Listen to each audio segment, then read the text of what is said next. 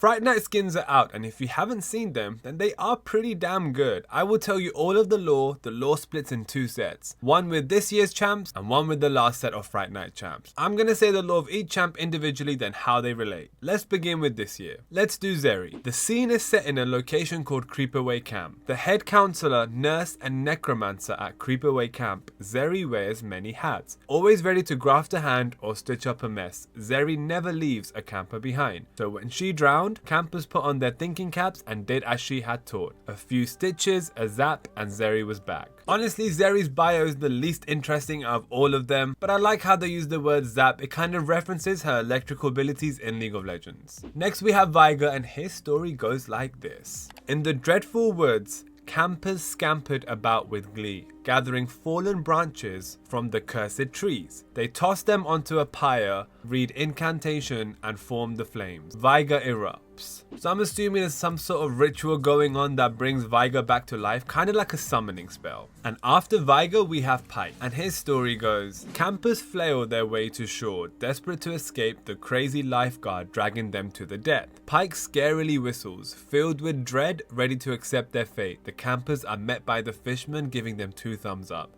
They all survived the race. In this short lore, we think Pyke is the villain at first, but him dragging the campers was a part of some sort of game and he's just having fun. The bio blends dark humor with tension and I kinda liked it. Now it is Nunu's turn, and this one is my favorite by far, and I will tell you at the end why. Whenever Nunu's head hit his pillow, from under the bed came a tapping sound. Willump urged him to ignore it, but the yapping tugged at Nunu's ear. Unable to resist, he crawled beneath and made friends with a little clown.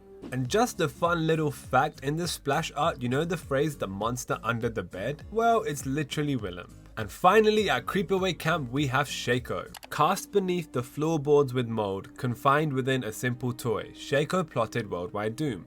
All he needed was a fool to spring him from his binding and perform the correct rituals. But he should have known never to trust a Creepaway camper to get a ritual right. In this short bio, the camper who is meant to free Shaco is an idiot and gets it wrong. So Shaco is kinda like a villain, but a rubbish villain. A toy that wants world destruction but is dependent on some random kid to free him. Now let's relate all of the bios together. You know the person Shaco is talking about? Well, it's Nunu. And why is that? Well, if you can look at Shaco's splash art, you can see a little boy. But then when you see Nunu's splash art, you can see a jester-like toy in his hand. And another fun fact is that in Veigar's splash art, you can see Willump in the background. He looks scared, but maybe that's resembling that him and Nunu are bad at rituals. And I heard from a Reddit theory that in a voice line by Veigar, it's confirmed that it's Nunu and Willump doing a ritual for him as well. I don't know. And guys, it's worth knowing that Fright Night is a thematic skin line and is based off of an old skin line known as Goth. You know the skin line with Amumu, Annie, etc? That one. We have made it halfway to the video. Do not forget to like, comment, subscribe so I can be world dominant just like Shaco. Okay, that was kind of cringe. Let's go on to the next one. Now this is the set of skins that came in 2022.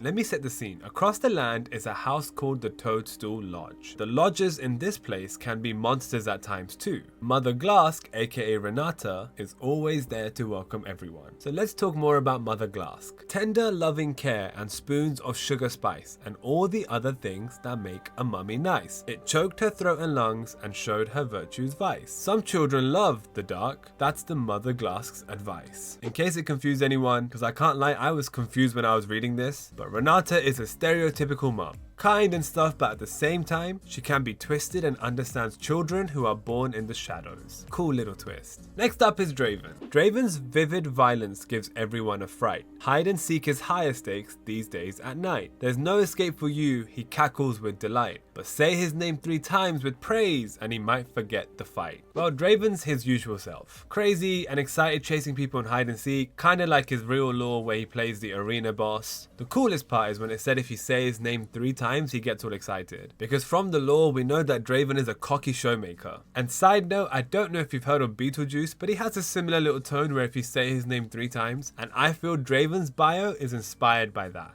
Draven's done, let's move on to Nautilus. And lads, how freaking cool is his skin? And side note, not sure if you guys noticed, but all the bios rhyme in the first set of champions. I wanted that cool saying this, but it's kind of obvious. Anyways, strange and ghoulish screaming woke Nautilus into being. He made his way outside to find them most displeasing. These lousy no good neighbors always there sightseeing. What kind of butler would I be if I didn't send them fleeing? I like this light-hearted Nautilus bio, but that's really it. He's actually meant to be the butler of the Toadstool house. I mean, the splash art does make it obvious, and I don't know if you noticed, but Renata and his splash art is literally just flipped. Alright peoples, next we have Trundle, and his story goes like this. Teenage nightmare Trundle leaves everything distressed, but he won't lift a finger cleaning up his mess. Howling, growling, scrowling his chores he won't address, for he has a team of scareball players to impress. There isn't much to him, he's just a teenager trying to impress his friends or sports team, and in case you didn't notice, the sport is scareball. Next up is Uncle Urgot. Unctuous Uncle Urgot has no nose to smell, no feet or toes to stink, but he's still feeling swell. Visitors arrive and ring the household bell, with new parts not so rotten for him and tummy snacks as well. In Urgot's canon lore, he is a ball of mechanical engineering made from Hextech. And I like how in his Fright lore he still needs the body parts. I like the consistency. Kinda cool. The final champion is Annie. Let's read her bio. Awful orphan Annie comes from school each day. A lonely little lady with no one who will play. Now all her family's fled or dead or gone away. She can depend on Mr. Tibbers to make her new friend stay. Well, even in the non-canon lore, she's borderline psycho. And fun fact, you know how she wants someone to play with? You can actually see her in every champion splash art in the corner. Really cool little detail by Riot. Which Fright Night lore did you prefer? The first set or the second set? And which one would you want to see more of? I really think it would be cool if there is a third set and they unite all of the guests, or maybe the guests from the second set visit the Toadstool house in the first set. Who knows? Maybe that will happen. This is the part which leads people to depression. I'm recording this at 1 AM, so the outro is just going to be this. Thank you, love you, bye.